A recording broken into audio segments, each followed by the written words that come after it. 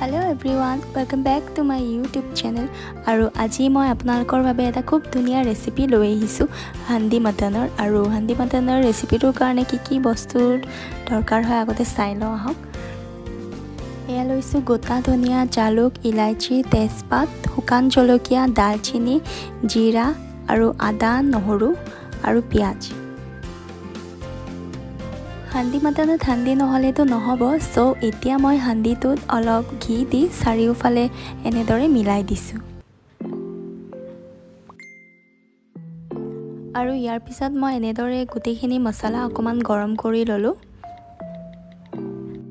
গৰম কৰা মছলাখিনি এতিয়া অকমান মিক্সিত পিছি লম আৰু আদা নহৰুখিনিও এক্সট্ৰাকে পিছি লম। আৰু এতিয়া পিয়াজখিনিৰ লগত দুটা গোটা নহৰু দিলো আৰু জলকীয়াও ললো আৰু তেজপাতো এনেকে দি ললো।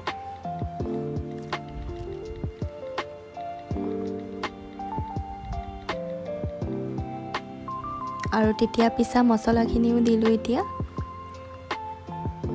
আৰু আদা নহৰু পেষ্টটো দিলো।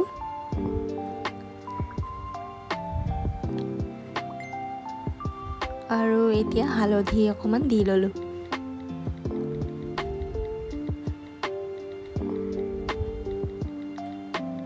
या कश्मीरी मिर्च दिलु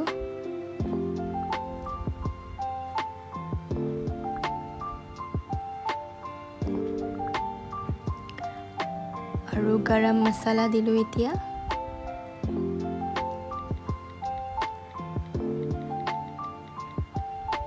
আৰু এতিয়া जीरा पाउडर दिलु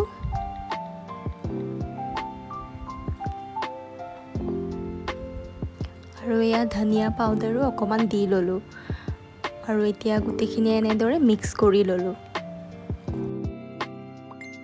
আৰু তেলখিনি এনেকে ধোৱা ওলোৱাকে পুৰা গৰম কৰি লব। আৰু এতিয়া মছলাখিনি যে ৰেডি কৰিছিলো ন, তাত এতিয়া গৰম তেলটো এনেকে অকমান কৰি ঢালি মিক্স কৰি লব।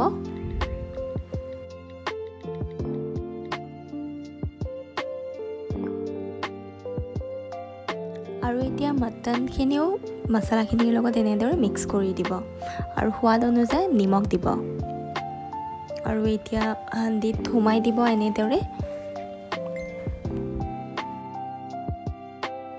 আৰু এতিয়া হান্দিটো এনেদৰে আটাৰে সিল কৰি দিব যাতে কোনো ফালৰ পৰা হাৱাটো ওলাব নোৱাৰে।